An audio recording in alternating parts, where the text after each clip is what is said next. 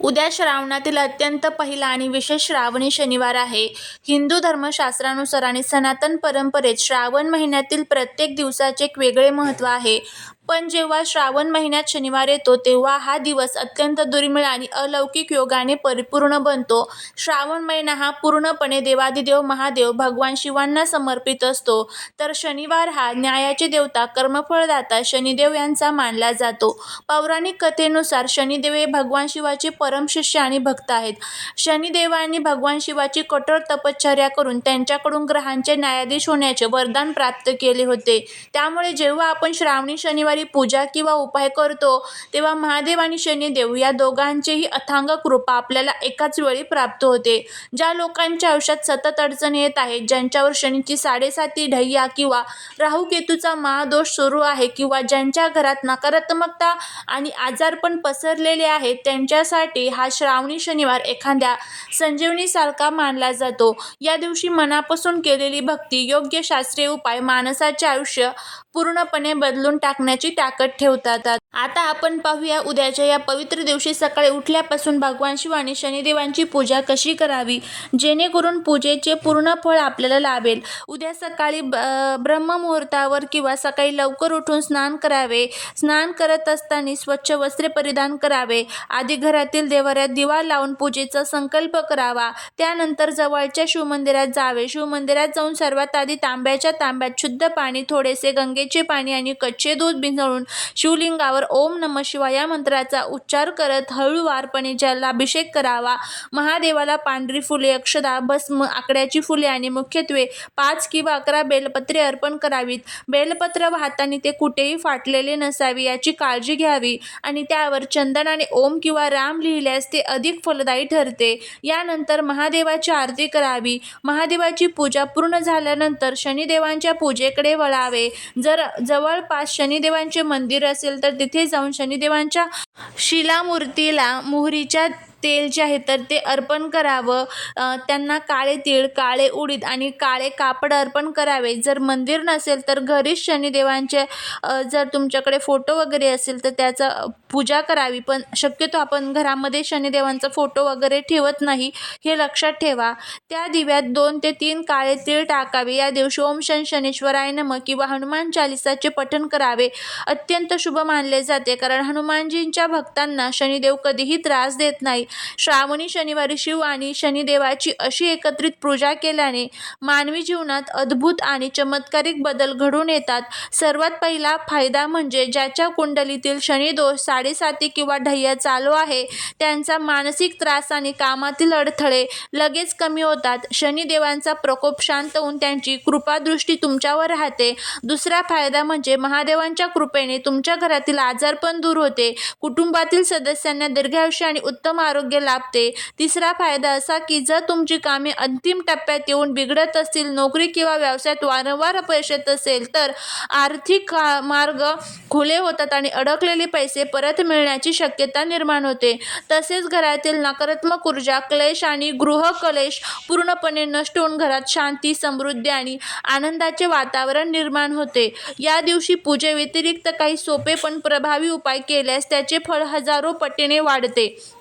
पहिला म्हणजेच या दिवशी गरजू आणि गरीब लोकांना दानधर्म करणे. शनिदेव हे कर्माचे प्रतीक आहे, त्यामुळे या दिवशी उपाशी व्यक्तीला अन्नदान करणे, काळे कपडे, चप्पल किंवा मोहरीच्या तेलाचे दान करणे अत्यंत पुण्यदायी मानले जाते. दुसरा उपाय म्हणजे शनिवारी संध्याकाळी पिंपळाच्या झाडाखाली मोहरीच्या तेलाचा दिवा लावणे आणि पिंपळाच्या झाडाला 7 प्रदक्षिणा घालणे. असे केल्याने पितृदोष आणि ग्रहदोष दूर होतात.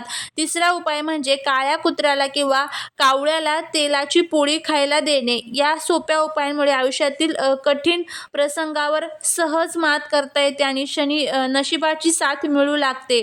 आता आपण आपल्या व्हिडिओच्या सर्वात महत्त्वाच्या आणि प्रभावी भागाकडे वळत आहोत, जो तुमच्या आयुष्यातील सर्व मोठी समस्या म्हणजे शत्रू, नकारात्मक बाधा नष्ट करण्यासाठी आहे. बऱ्याचदा आपण खूप मेहनत करतो, लोकांचे भले करतो, तरीही समाजात किंवा कामाच्या ठिकाणी आपले गुप्त शत्रू तयार होतात. काही लोक पाठीमागे कट कारस्थानं करतात, आपल्याला अडचणी आणण्याचा प्रयत्न करतात किंवा काहींची वाईट नजर आपल्या प्रगतीला लागते. यामुळे चांगले चाललेले आयुष्य अचानक उद्ध्वस्त होऊ लागते, डिप्रेशन येतं आणि यश हातातून निसटून जाते.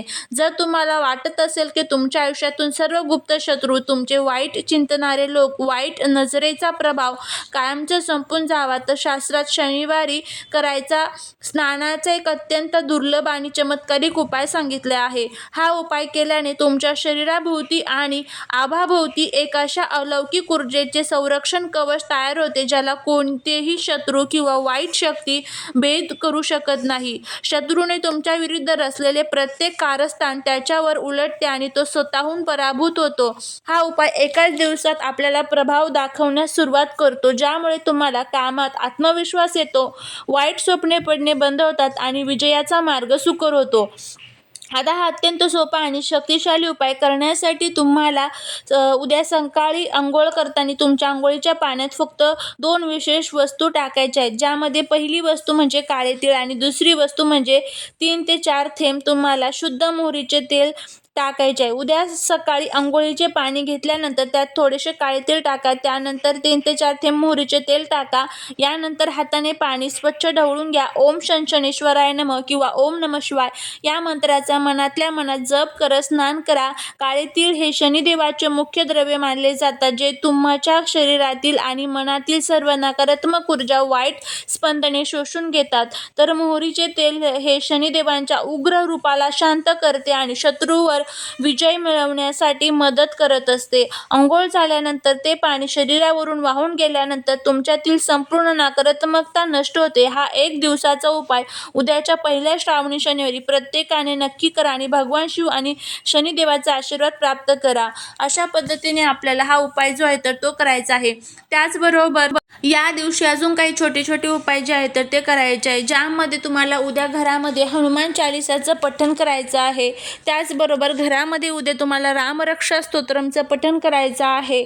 जर तुमच्या आजूबाजूला हनुमानाचं मंदिर असेल तर तिथे जाऊन तुम्हाला हनुमानाची पूजा करायची आहे. बघा, या छोट्या छोट्या गोष्टी ज्या असतात ना, तर त्याचा आपल्याला खूप चांगला फायदा जो आहे तर तो होतो, ज्या वेळेस आपण त्या गोष्टी खूप श्रद्धेने मन लावून करत असतो, त्यावेळेस त्याचा फायदा आपल्याला होतो. त्यामुळे अगदी विश्वासाने ह्या गोष्टी ज्या आहेत तर त्या करण्याचा प्रयत्न करा आणि बघा तुम्हाला याचा किती छान फायदा जो आहे तर तो बघायला मिळेल.